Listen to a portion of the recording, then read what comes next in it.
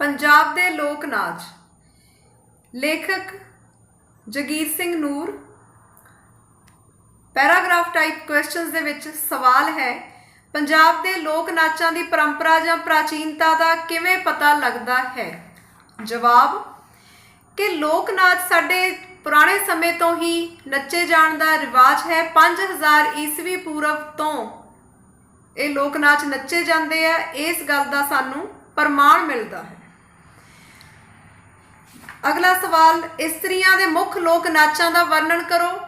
गिद्धा जिहड़ा कि ताड़ी नाच आ, बोलियां पा के नचिया जाता, दो दो दे गिणती दे विच कुड़ियां अगे आउंदियां ने ते घेरे दे विच नचदियां ने।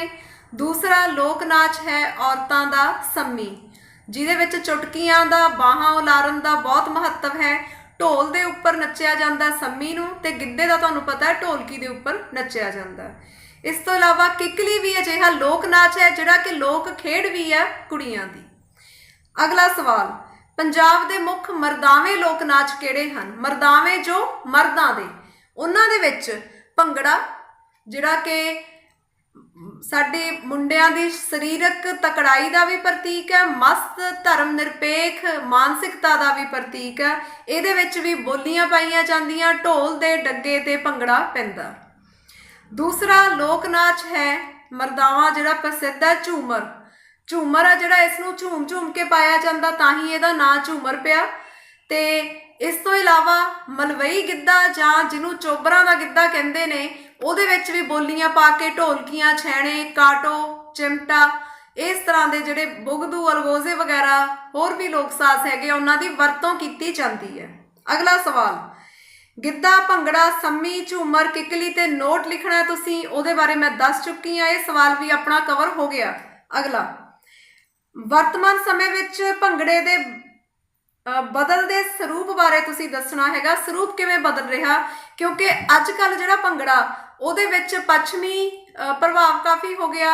हुण बोलियां पा के नहीं नचिया जाता, पिछे असी कोई रिकॉर्डिंग लगाई हुंदी है, भंगड़े की रफ्तार तेज़ हो गई है, लाइट्स आ गईयां, पहरावा भी बदल गया, मुद्रावां तेज़ हो गईयां ते कई होर लोक नाच है जिहड़े वो भंगड़े विच समा गए ने। किसी की कोई एक ताल जां किसी का कोई अंदाज। अगला सवाल जी, कि पंजाब दे मुख लोक नाचां तो बिना होर किहड़े-किहड़े नाचां दा जिक्र होया। इहनूं तुसीं बच्चों दो भागां विच वंड लिओ उत्तर नूं। सब तो पहला है इस्त्रियां दे होर नाच किहड़े-किहड़े आ, ते उन्हां दे विच मुख तौर ते है हुल्ले हुलारे। इस तो इलावा कुछ होर नाच ने जिन्हां दे नां थोड़े जिहे तुहानूं मुश्किल लगणगे पर सिੱਖਣੇ ਜ਼ਰੂਰ ने। धमाल है, लुड्डी है, टिपरी डंडास फड़ूहा घूमर सपेरा नाग लोक नाच ने। ते दूसरा भाग साडा है मर्दां दे कुछ होर जिहड़े लोक नाच है जिहड़े घट प्रसिद्ध होए ने। इन्हां दे नाम भी तुसीं ध्यान नाल याद रखने ने। इन्हां विच सुथरा नाच है, भगत नाच हैगा, ते इस तो इलावा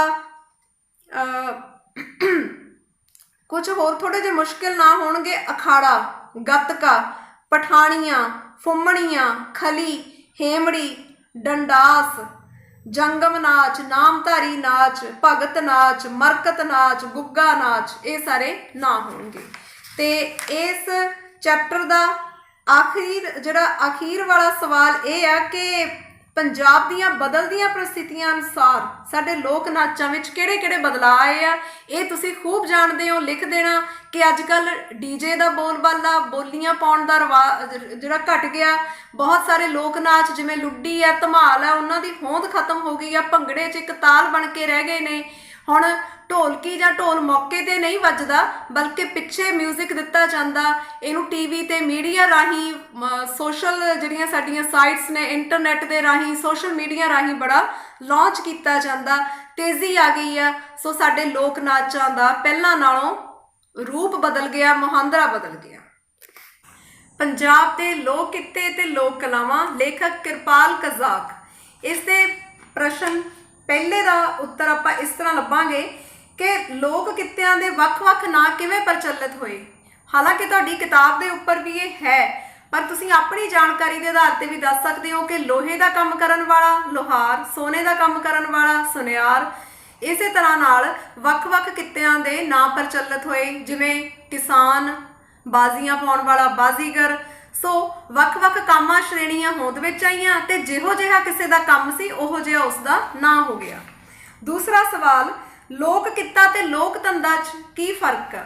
ਕਈ ਫਰਕ ਨੇ, ਪਰ ਸਭ ਤੋਂ ਪਹਿਲਾ ਤੇ ਮੁੱਖ ਫਰਕ ਇਹੀ ਆ ਕਿ ਲੋਕ ਕਿੱਤੇ ਦੇ ਵਿੱਚ ਰੀਝ ਵੀ ਹੁੰਦੀ ਹੈ, ਕਲਾਤਮਕਤਾ ਵੀ ਹੁੰਦੀ ਆ, ਪਰ ਲੋਕ ਧੰਦਾ ਜਿਹੜਾ ਇਹਦਾ ਮਤਲਬ ਸਿਰਫ ਤੇ ਸਿਰਫ ਪੈਸੇ ਕਮਾਉਣ ਦਾ ਸਾਧਨ ਆ।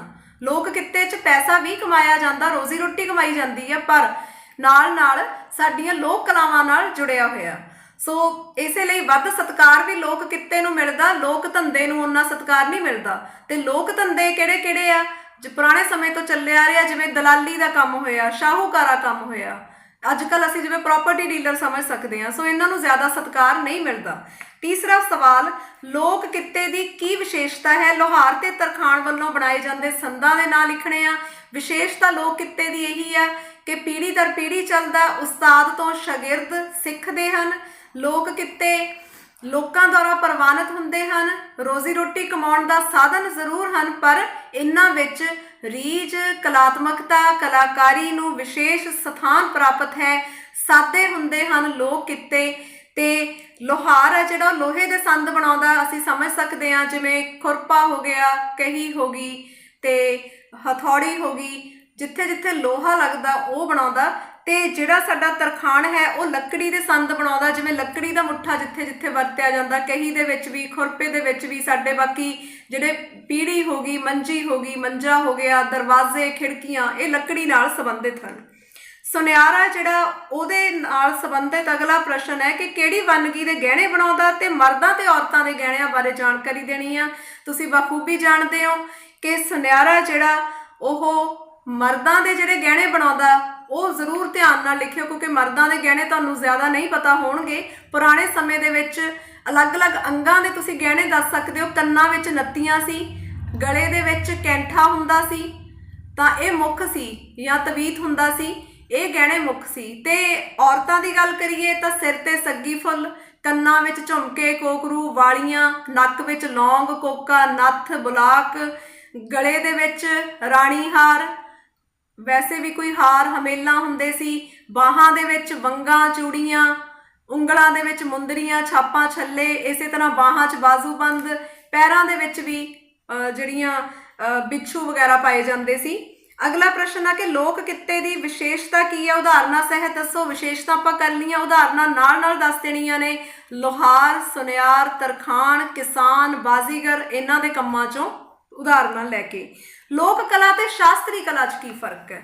ਸੋ ਲੋਕ ਕਲਾ ਹੈਗੀ ਆ ਜਿਹੜੀ ਵਿਰਸੇ 'ਚੋਂ ਪ੍ਰਾਪਤ ਆ, ਪੀੜ੍ਹੀ ਦਰ ਪੀੜ੍ਹੀ ਅੱਗੇ ਚੱਲਦੀ ਆ, ਬੜੀ ਸੌਖੀ ਆ, ਸਾਦੀ ਆ, ਉਸਤਾਦੀ ਸ਼ਾਗਿਰਦੀ ਨਾਲ ਸਿੱਖੀ ਜਾਂਦੀ ਹੈ। ਪਰ ਸ਼ਾਸਤਰੀ ਕਲਾ ਦੇ ਨਿਯਮ ਬਹੁਤ ਬੱਝਵੇਂ ਆ, ਕਠੋਰ ਨੇ।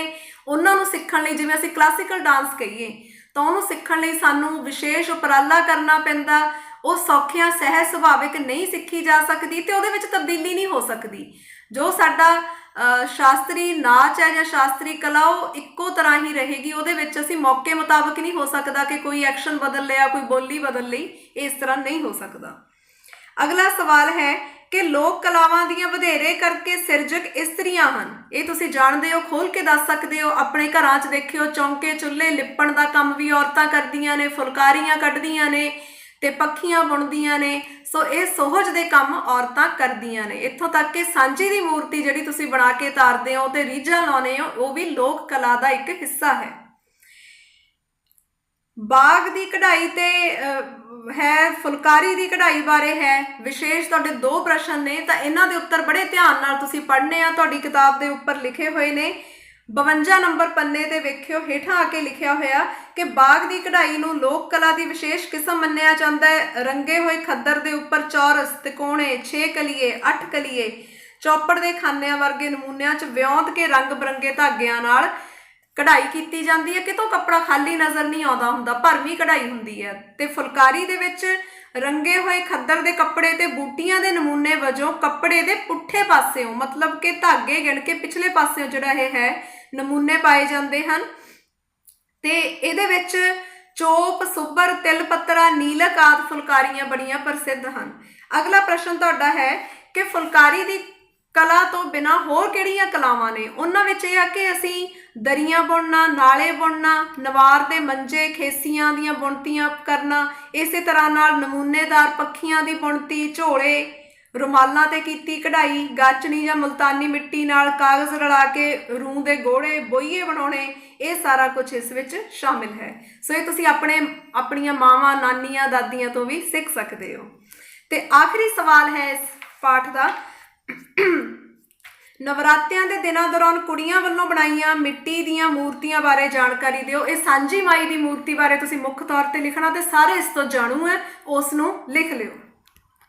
ਪੰਜਾਬ ਦੀਆਂ ਨਕਲਾਂ, ਲੇਖਕ ਪਿਆਰਾ ਸਿੰਘ ਖੁੰਡਾ। ਬਹੁਤ ਹੀ ਖੂਬਸੂਰਤ ਇਹ ਤੁਹਾਡਾ ਅਧਿਆਇ ਹੈ, ਛੋਟਾ ਜਿਹਾ ਤੇ ਪ੍ਰਸ਼ਨ ਉੱਤਰ ਬੜੇ ਦਿਲਚਸਪ ਹੋਣਗੇ।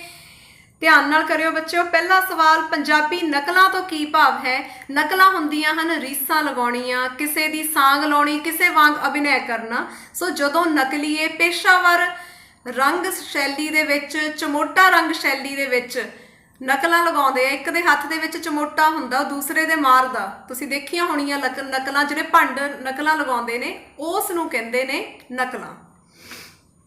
ਦੂਸਰਾ, ਵਿਸ਼ੇ ਪੱਖੋਂ ਇਹਨਾਂ ਦੀਆਂ ਕੀ ਕਿਸਮਾਂ ਹਨ? ਸੋ ਇਹਨਾਂ ਦੀਆਂ ਵਿਸ਼ੇ ਪੱਖੋਂ ਕਿਸਮਾਂ ਹੈ ਕਿ ਕਈ ਵਾਰ ਤਾਂ ਕਿਸੇ ਵਿਅਕਤੀ ਦੀ ਰੀਸ ਲਾਈ ਹੁੰਦੀ ਹੈ, ਕਈ ਵਾਰ ਕਿਸੇ ਕਿੱਤੇ ਦੇ ਬਾਰੇ 'ਚ ਹਾਸਾ ਮਜ਼ਾਕ ਕੀਤਾ ਜਾਂਦਾ ਕਿਸੇ ਨਾ ਕਿਸੇ ਕਿੱਤੇ ਦੇ ਆਧਾਰ ਤੇ।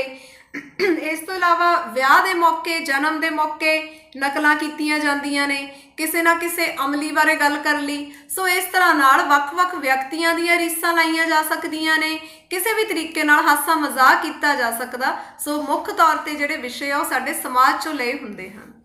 ਅਗਲਾ ਸਵਾਲ ਹੈ ਜੀ ਕਿ ਪੇਸ਼ਕਾਰੀ ਦੇ ਪੱਖੋਂ ਨਕਲਾਂ ਦੀਆਂ ਕਿਹੜੀਆਂ-ਕਿਹੜੀਆਂ ਕਿਸਮਾਂ ਹਨ? ਦੋ ਕਿਸਮਾਂ ਹੈ ਜੀ, ਲੰਬੀਆਂ ਨਕਲਾਂ ਜਿਨ੍ਹਾਂ ਨੂੰ ਵੱਧ ਪਾਤਰ ਖੇਡਦੇ ਆ, ਤੇ ਦੋ ਪਾਤਰ ਇਹਨਾਂ ਚੋਂ ਮੁੱਖ ਹੁੰਦੇ ਨੇ, ਰੰਗਾ ਤੇ ਬਿਗਲਾ। ਇਹਨਾਂ ਦਾ ਆਕਾਰ 2-2, 3-3 ਘੰਟੇ ਤੱਕ ਦੀਆਂ ਨਕਲਾਂ ਹੋ ਸਕਦੀਆਂ। ਤੇ ਦੂਸਰੀ ਕਿਸਮ ਹੈ ਛੋਟੀਆਂ ਨਕਲਾਂ, ਜਿਹਨੂੰ ਦੋ ਪਾਤਰ ਹੀ ਖੇਡਦੇ ਆ ਤੇ ਉਹਨਾਂ ਦਾ ਆਕਾਰ 5-10 ਮਿੰਟ ਤੱਕ ਦਾ ਹੋ ਸਕਦਾ। ਅਗਲਾ ਪ੍ਰਸ਼ਨ ਹੈ ਕਿ ਨਕਲਾਂ ਦੇ ਵਿੱਚ ਦਰਸ਼ਕਾਂ ਦੀ ਅਹਿਮ ਭੂਮਿਕਾ ਕਿਵੇਂ ਹੁੰਦੀ ਹੈ? ਸੋ ਜੇ ਤੁਸੀਂ ਕੋਈ ਇਸ ਤਰ੍ਹਾਂ ਦੇ ਭੰਡਾਂ ਦੇ ਅਖਾੜੇ 'ਚ ਗਏ ਹੋ ਤਾਂ ਤੁਸੀਂ ਜਾਣਦੇ ਹੋਵੋਗੇ ਕਿ ਲੋਕ ਨਕਲਾਂ ਵਾਲਿਆਂ ਦੀ ਵੇਲ ਵੀ ਕਰਾਉਂਦੇ ਆ ਕਿਸੇ ਦਾ ਨਾਂ ਲੈ ਕੇ, ਜਿਹੜੇ ਹੈਗੇ ਆ। ਦੂਜੀ ਗੱਲ ਕਿ ਉਹਨਾਂ ਨੂੰ ਉਤਸ਼ਾਹਿਤ ਕਰਨ ਦੇ ਲਈ ਕੁਛ ਨਾ ਕੁਛ ਪੈਸੇ ਪੱਖੋਂ ਮਾਇਕ ਮਦਦ ਦਿੱਤੀ ਜਾਂਦੀ ਆ, ਤਾੜੀਆਂ ਵਜਾ ਕੇ ਹੌਸਲਾ ਵਧਾਇਆ ਜਾਂਦਾ। ਤੇ ਨਕਲੀਏ ਵੀ ਲੋਕਾਂ ਦੇ ਵਿੱਚੋਂ ਕਦੇ ਬੱਚੇ ਵੱਲ ਵੇਖ ਕੇ ਮਜ਼ਾਕ ਕਰਤਾ, ਕਦੇ ਕਿਸੇ ਨੂੰ ਕਹਤਾ ਉਹ ਤੇਰਾ ਫੁੱਫੜ ਵਹਿੰਦਾ ਹੀ, ਕਦੇ ਕਿਸੇ ਬੱਚੇ ਨੂੰ ਚੁੱਕ ਕੇ ਸਟੇਜ ਦੇ ਉੱਪਰ ਵੀ ਲੈ ਆਉਂਦੇ ਆ। ਸੋ ਇਸ ਤਰ੍ਹਾਂ ਨਾਲ ਦਰਸ਼ਕਾਂ ਦੀ ਭੂਮਿਕਾ ਬਹੁਤ ਅਹਿਮ ਹੁੰਦੀ ਆ। ਅਗਲਾ ਸਵਾਲ, ਮੰਚ ਦੇ ਪੱਖ ਤੋਂ ਨਕਲਾਂ ਦੀਆਂ ਕੀ ਵਿਸ਼ੇਸ਼ਤਾਵਾਂ ਹਨ? ਸੋ ਇਹ ਵਿਸ਼ੇਸ਼ਤਾਵਾਂ ਕਿ ਨਕਲਾਂ ਜਿਹੜੀਆਂ ਖੁੱਲੇ ਚਰਿੱਤਰ ਦੀਆਂ ਧਾਰਨੀਆਂ, ਖੁੱਲਾ ਡੁੱਲਾ ਮਾਹੌਲ ਹੁੰਦਾ ਤੇ ਕਲਾਕਾਰਾਂ ਦੀ ਜਿਹੜੇ ਨਕਲਾਂ ਨੂੰ ਪੇਸ਼ ਕਰਦੇ ਆ ਉਹਨਾਂ ਭੰਡਾਂ ਦੀ ਆਪਣੀ ਪੇਸ਼ਕਾਰੀ 'ਚ ਜਾਨ ਹੋਣੀ ਚਾਹੀਦੀ ਹੈ, ਦਮਦਾਰ ਹੋਣੀ ਚਾਹੀਦੀ ਹੈ ਪੇਸ਼ਕਾਰੀ। ਇਹਨਾਂ ਨੂੰ ਕਿਸੇ ਨਕਲੀ ਤਕਨੀਕ ਦੀ ਲੋੜ ਨਹੀਂ ਪੈਂਦੀ। ਮਤਲਬ ਨਕਲਾਂ ਦੇ ਵਿੱਚ ਕਿਸੇ ਜਾਲੀ ਜਾਂ ਨਕਲੀ ਤਕਨੀਕ ਨੂੰ, ਰੌਸ਼ਨੀ ਨੂੰ, ਆਵਾਜ਼ ਨੂੰ ਸਹਾਰਾ ਨਹੀਂ ਬਣਾਇਆ ਜਾਂਦਾ, ਪਹਿਰਾਵੇ ਨਹੀਂ ਬਦਲੇ ਜਾਂਦੇ, ਬਲਕਿ ਉਸੇ ਪਹਿਰਾਵੇ ਨੂੰ ਇੱਕ ਸਾਫਾ ਲੈ ਲਿਆ, ਇੱਕ ਚੁੰਨੀ ਦੇ ਤੌਰ ਤੇ ਜੇ ਉਹਨੂੰ ਸਿਰ ਤੇ ਬੁੱਕਲ ਮਾਰ ਲਈ ਤਾਂ ਉਹ ਭਾਂਡਾ ਜਿਹੜਾ ਉਹ ਔਰਤ ਦਾ ਰੋਲ ਕਰ ਲੈਂਦਾ। ਜੇ ਉਹਨੇ ਸਿਰ ਤੇ ਸਾਫੇ ਦੀ ਤਰ੍ਹਾਂ ਮੰਡਾਸਾ ਮਾਰ ਲਿਆ ਤਾਂ ਕੁੜੀ ਦਾ ਪਿਓ ਦਾ ਰੋਲ ਵੀ ਕਰ ਲੈਂਦਾ। ਇਸ ਤਰ੍ਹਾਂ ਨਾਲ ਜੋ ਕੱਪੜੇ ਹਨ ਉਹਨਾਂ ਨੂੰ ਹੀ ਕਿਸੇ ਨਾ ਕਿਸੇ ਰੂਪ ਦੇ ਵਿੱਚ ਥੋੜਾ ਜਿਹਾ ਚੇਂਜ ਕਰਕੇ, ਬਦਲ ਕੇ ਕੰਮ ਸਾਰ ਲਿਆ ਜਾਂਦਾ।